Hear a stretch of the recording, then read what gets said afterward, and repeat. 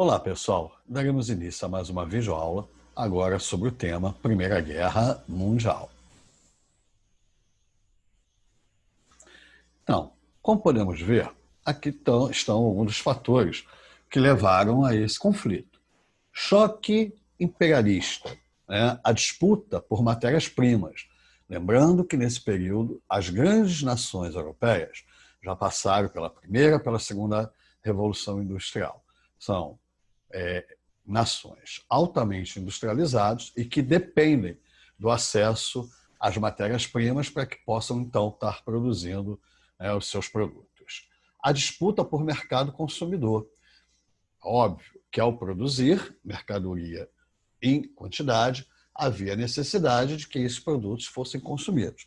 Eles eram levados, então, a várias regiões do planeta para que pudessem serem consumidos. A disputa pela partilha da Ásia e da África. A Ásia e a África já haviam sido partilhados no final do século XIX entre as grandes potências. A Bélgica, a França, a Inglaterra, a Holanda, Portugal, Espanha, países, potências que se ocuparam a África e entre si repartilharam ela, sem levar em conta as etnias, a cultura, as tradições do povo africano. Bom, o nacionalismo. Nesse período, nós temos aí a unificação da Itália, da Alemanha, final do século XIX, início do século XX, onde essas duas nações se formam enquanto grupo de pertencimento, com todos aqueles fatores que levam a um povo se reivindicar parte de um grupo, de uma etnia, parte de uma linguagem, parte de um território, e querendo impor os seus interesses ao restante das outras nações. Temos também as expansões, o Império Russo se expandindo, o Império Alemão se expandindo, o Império Inglês se expandindo, o português, o francês, o belga, o holandês, em busca de regiões que pudessem, principalmente, fornecer-lhes matérias-primas, como também se transformar em potenciais consumidores dos seus produtos.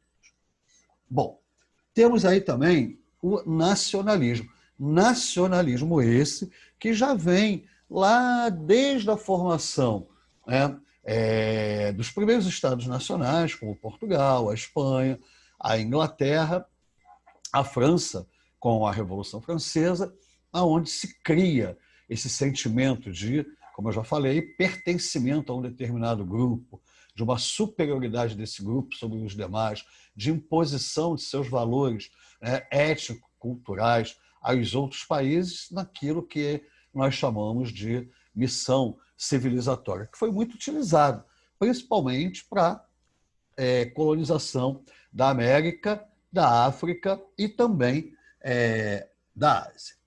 Temos aí, então, em função do nacionalismo, as questões sérvias, a questão alemã, a questão francesa, que estavam ali colocados dentro desse período e nessa região entre o oeste europeu e o leste europeu. E a região ali que nós chamamos de região dos Balcãs. Então, essas regiões eram bastante conflitantes em relação à autoafirmação dos seus povos e aos domínios territoriais nesse período, final do século XIX e início do século XX. Bom, então nós temos aí, nesse período, passando agora o nosso slide, então nós temos aqui a Primeira Guerra Mundial, antecedentes e causas. Disputas imperialistas, é a principal delas, como nós estamos vendo aqui, produção do carvão, carvão ainda como principal fonte de energia, que abastecia as caldeiras, as locomotivas, as fábricas na produção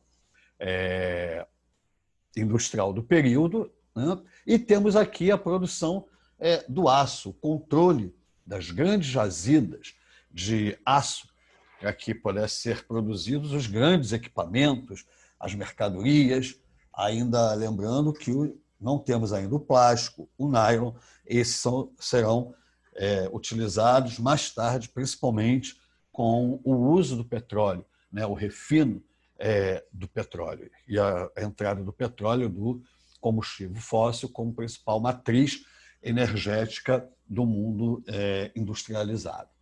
Temos aqui as rivalidades generalizadas. A França e a Alemanha, a disputa da Alsácia e a Lorena. Mas essa disputa da Alsácia e a Lorena se remete à Guerra Franco-Prussiana, onde a Alemanha derrotou a Grã-Bretanha e então se apoderou, se apropriou da região ali chamada Alsácia-Lorena. Uma região rica em carvão também, né, principal fonte energética desse período.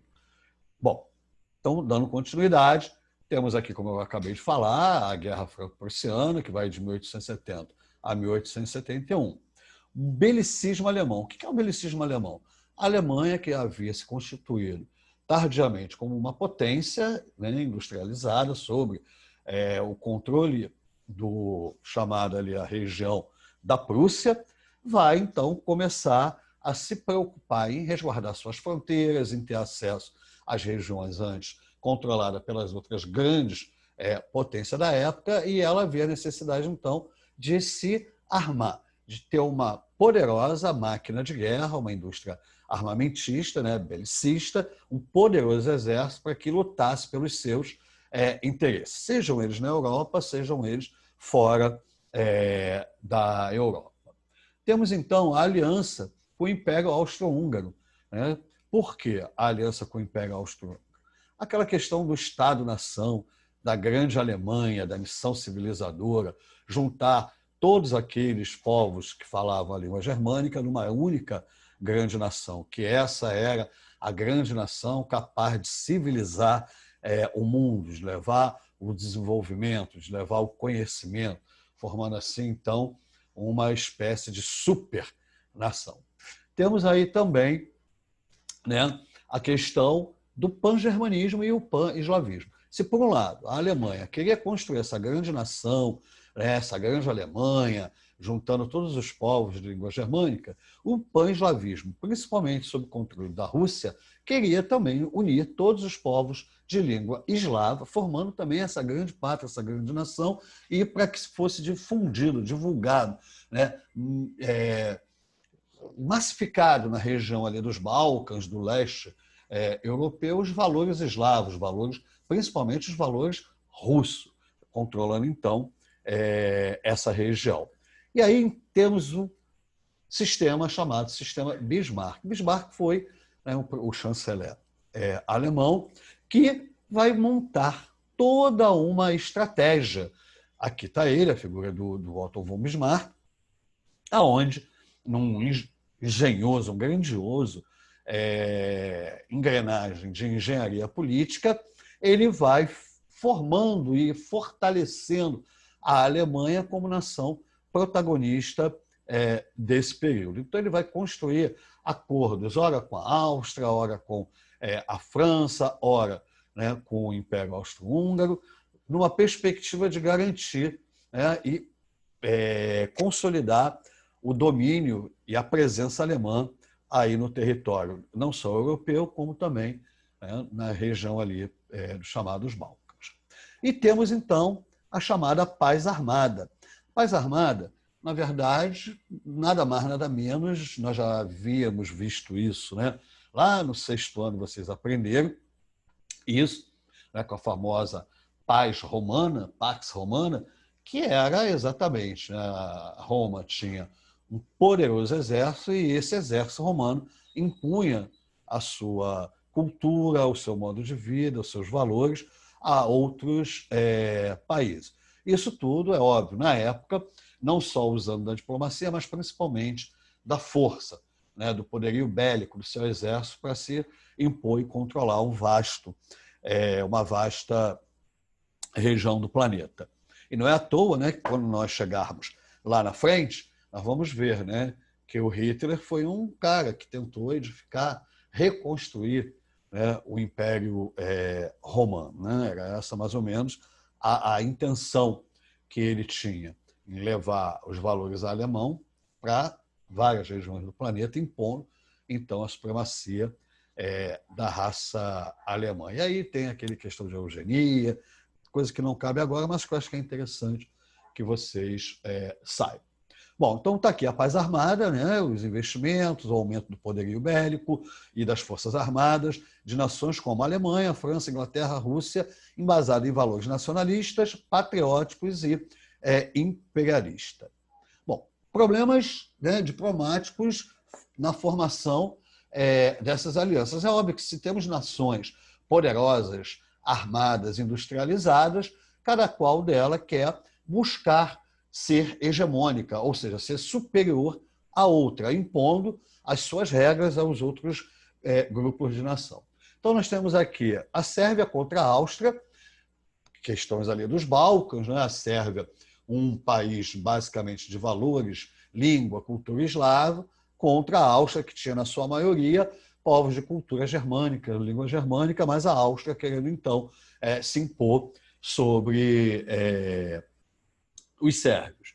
Temos aí a Rússia e a Áustria, mesmo motivo, né? A superioridade russa na disputa aí com o Império Austro-Húngaro, querendo impor, então, os valores eslavos aí do povo russo a essa região. A Rússia e a Alemanha. Aí uma disputa, né, mais intensa pela região ali dos Balcãs, controle daquela região, que lá na frente nós vamos ver, vai envolver Polônia, Tchecoslováquia, Romênia, Hungria, né, a Letônia, Estônia, ou seja, toda uma região que ali, né, nós temos vários povos ali com etnias diferentes, valores culturais, valores políticos, né, ou de organização política, de modelos de Estado completamente diferenciado. E nós vamos ver a mudança desse mapa que está aqui, né, aqui na página, ao término, então, da Primeira Guerra Mundial. O Império Otomano vai desaparecer, o Austro-Húngaro também, e aí novas fronteiras vão estar sendo estabelecidas aqui.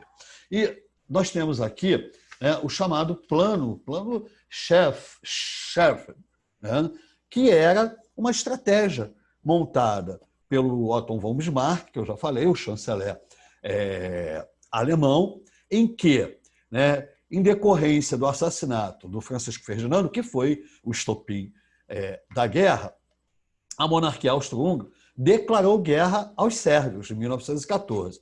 Os russos, preocupados, logo saíram em defesa da Sérvia.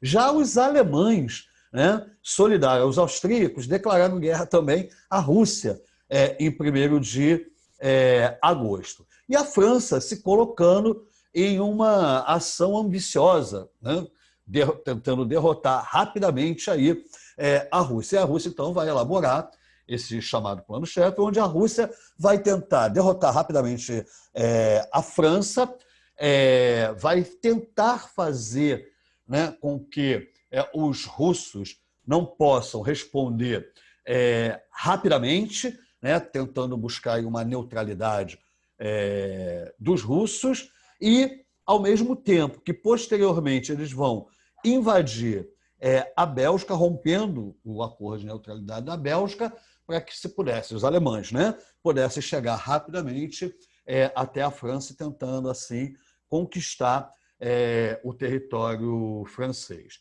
Bom, então é exatamente nesse processo que nós vemos aí, né, em função do pan-eslavismo, pan-germanismo, a paz armada, nós vamos ter, então, a formação de alianças militares e políticas no intuito de se proteger interesses firmados lá atrás, no final do século XIX e início do século XX. Então, nós temos aí a Tríplice Aliança, que vai ser composta pela Alemanha, a Áustria e a Itália.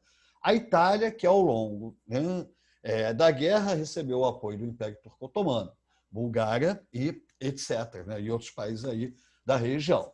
E a Entente, ou Tríplice Entente, que vai juntar a Inglaterra, aqui a França e a Rússia. Ao longo da guerra, vai receber também o apoio dos Estados Unidos e do Brasil. Aqui nós temos um mapinha, como eu falei para vocês, né, do Império Otomano. Aqui está ao Império Austro-Húngaro, que vão se desfazer ao término da Primeira Guerra Mundial, perdão. Aqui, ó, prestem bem atenção nesse mapa, porque aqui vão surgir, com o desmembramento desses impérios, várias outras nações vão surgir aqui nesse período, nesse território aqui. Lembram que eu falei que esses impérios tentavam manter sob o seu domínio várias etnias, línguas, culturas diferentes? Então, a Primeira Guerra Mundial vai fazer com que haja uma implosão desses impérios, então levando a uma certa independência desses povos que antes estavam sob controle da Áustria-Hungria e do Império Otomano. Ok? Bom, então temos aqui as causas imediatas da guerra. Como eu já falei, a causa imediata é o atentado, o assassinato do Francisco Ferdinando, que era um herdeiro aí do trono austríaco, lá em Sarajevo, na Bósnia. E aí, então, usou-se esse pretexto para se deflagrar a Primeira Guerra. Mas, como nós já vimos aqui, foi apenas um motivo, porque haviam vários outros interesses por disputas imperialistas. Mercado consumidor, fonte de energia, controle de populações, o nacionalismo se impondo sobre essas regiões, a tentativa de ampliação territorial, a formação de grandes nações com a tentativa de se fazerem hegemônicas, ou nações dominadoras dentro desse território ali do centro, Europa, leste europeu. Então não foi apenas o assassinato de um herdeiro do trono austríaco que foi ou que levou o país a esse conflito aí que gerou a morte de várias e milhares de pessoas. As fases importantes da guerra. Então, nós temos aí, nessa fase da guerra aí, a guerra de movimento, que era aquela guerra agora moderna. Antes, na época medieval, nós tínhamos aquelas linhas. Primeiro vinham os arqueiros, depois vinham lá os caras com escudo lá, a infantaria, depois vinha a cavalaria, atrás tinha lá as catapultas e tal, e se formava aquela grande batalha ali no meio de um campo determinado lá do confronto. Agora, a guerra não é mais assim em função das novas tecnologias que nós vamos ter nessa guerra, na Primeira Guerra Mundial, onde várias novas armas serão apresentadas. A metralhadora que já tinha sido usada na Guerra de Secessão Americana, como submarino também, mas nós vamos ter aí os tanques, vamos ter o uso do avião como arma de guerra, vamos ter aí equipamentos mais, entre aspas, para o período mais sofisticado, como comunicação, ou seja, é uma guerra mais organizada. O importante nesse momento não era basicamente matar o soldado na linha de frente, mas era evitar que uma série de suprimentos, comunicações ocorresse com quem daria ali a retaguarda dessa tropa. Então, era uma guerra muito pensada, muito estudada, muito estratégica. Por isso, então, as chamadas trincheiras, aonde ficavam ali os soldados, com as seus fuzis, suas baionetas, as suas granadas de mão, e enquanto atrás os canhões, os tanques faziam aí esse papel de artilharia, de bombardeio aí às linhas inimigas. E também, nessa imagem aqui, deixa eu ver se... essa aqui ainda também não apresenta, que foi o assassinato, a prisão lá. Bom, aqui são as alianças, o símbolo das alianças que se formaram. Mas no livro de vocês vão ter algumas imagens mostrando que os soldados estão usando máscaras contra gases. Então, a Primeira Guerra Mundial também foi utilizado armas químicas, armas que até hoje tenta se banir de qualquer tipo de conflito. Bom, em 1914 nós temos aí então a preparação e fase de conquista dos aliados. A guerra vai evoluindo, a guerra vai crescendo, temos então, como eu já falei, a parte das trincheiras, onde vai se fazendo uma guerra mais estratégica, Então, temos aí alguns fatores que vão ser importantes, né, para o desenrolar do conflito. O primeiro deles é a saída da Rússia da guerra, né? A Rússia está passando por um processo de guerra civil, está enfrentando uma revolução. À frente dessa revolução russa está lá o Lenin, o Trotsky, lutando pela implantação do socialismo na União Soviética, e o Lenin fala, então, que essa guerra, o Lenin é o líder, né, da Revolução Russa, que essa guerra nada tinha a ver com os valores socialistas, com aquele momento político que a Rússia estava passando. Então, ele propõe a retirada da Rússia da Primeira Guerra Mundial e assina o Tratado de Brest-Litovsk, que é, né, de não agressão dos russos em relação aos países beligerantes aí da Primeira Guerra Mundial, e vai, então, a Rússia se preocupar com seu processo interno de construção e edificação da Revolução Russa. Por outro lado, nós temos a entrada dos Estados Unidos. Os Estados Unidos, havia grandes interesses americanos nessa guerra, principalmente mercado consumidor, levando-se em consideração que a maior renda per capita da época estava na Europa, né? Os países europeus, os países africanos e asiáticos tinham um baixo padrão de consumo, e os países que tinham aí um grande consumo dos produtos americanos estavam ali na Europa. Então, os Estados Unidos vão entrar na guerra ao lado da Tríplice Entente, contribuindo, então, para que a Entente venha a ser vitoriosa. E o Brasil também, né, vai entrar nessa guerra. Lembrando que essa guerra, assim, rapidamente, foi muito prejudicial à economia americana, principalmente pelo fato da baixa no consumo, né, dos seus produtos, que eram disponibilizados aos europeus, como também na América como um todo para o Brasil, que exportava café nessa época, né? Como todos nós sabemos, o café é um produto de sobremesa, não é um produto de primeira necessidade. Então, houve uma queda aí no consumo, levando, então, a um problema na arrecadação de recursos aqui para o Brasil, que vai gerar aí uma crise grave na economia brasileira. Então, seguindo, né, nós temos aqui, então, o desenvolvimento tecnológico, que eu já adiantei também, né, ao falar da utilização do avião, ao falar da utilização do submarino, da metralhadora, dos tanques de guerra, que foi a primeira guerra, né, com uso assim, intensivo de tecnologia predominante aí das fases da Revolução, Primeira e Segunda Revolução Industrial. Eu queria aqui fazer um parênteses, se é que cabe, lembrando que desde a invenção dos primeiros objetos em que o homem, né, teve que usar o seu poder criativo, intelectual, para facilitar a sua vida e a sua sobrevivência, nós chamamos de tecnologia.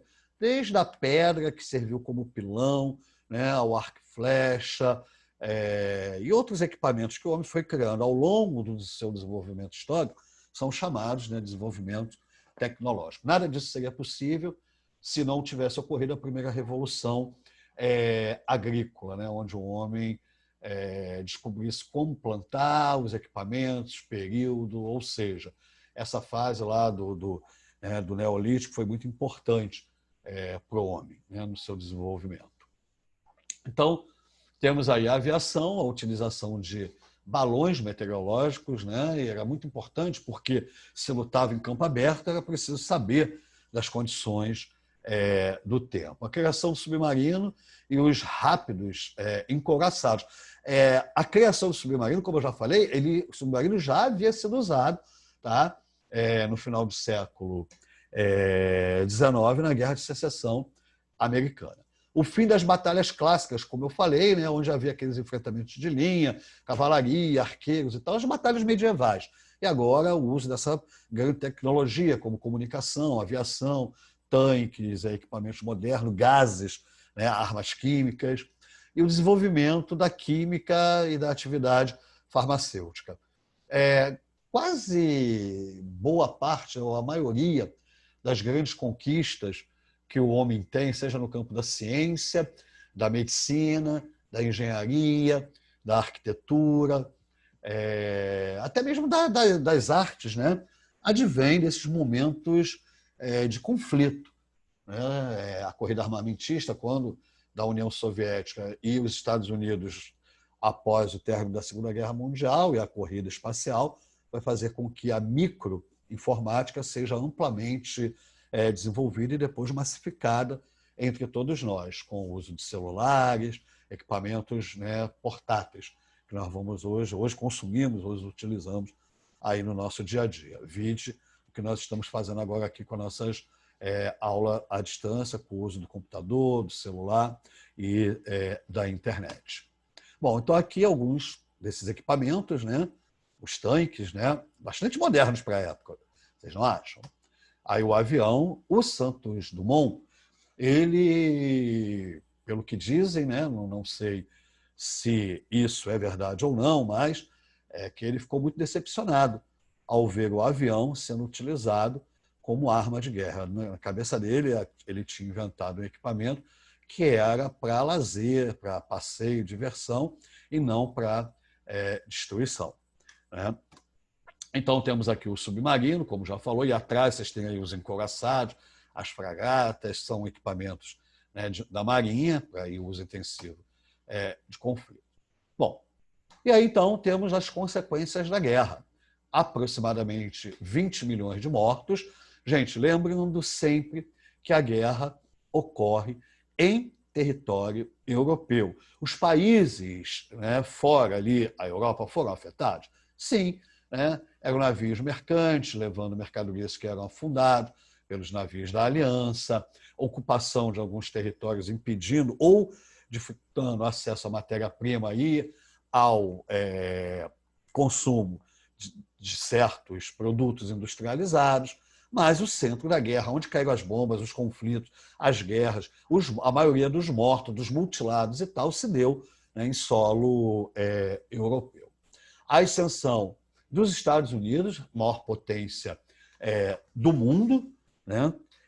Nesse período, os Estados Unidos vai fazer com que o padrão, até então chamado padrão dólar, seja substituído pelo padrão, o padrão libra esterlina seja substituído pelo padrão dólar. Ou seja, a libra esterlina, que era a moeda inglesa, que controlava todas as transações a nível mundial, dá lugar, então, agora ao padrão dólar. Será o dólar que vai controlar agora todas as grandes transações a nível mundial. A própria Bolsa de Valores, que é a mais importante, era, né, ali na Inglaterra, agora vai operar nos Estados Unidos, onde então vão ocorrer ali os grandes negócios, as grandes negociatas a nível mundial.